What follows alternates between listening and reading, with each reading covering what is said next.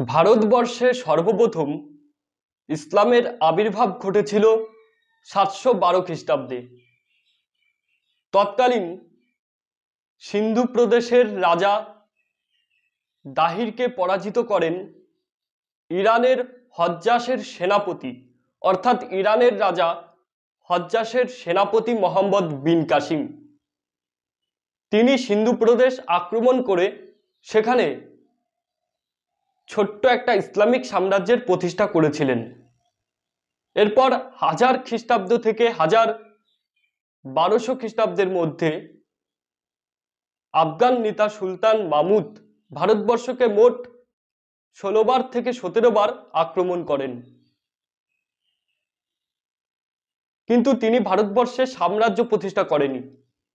সাম্রাজ্য প্রতিষ্ঠা করেছিলেন আফগান নেতা মোহাম্মদ ঘুরি। তিনি 1191 খ্রিস্টাব্দে প্রথম তরাইনের যুদ্ধে ভারতবর্ষ আক্রমণ করেন।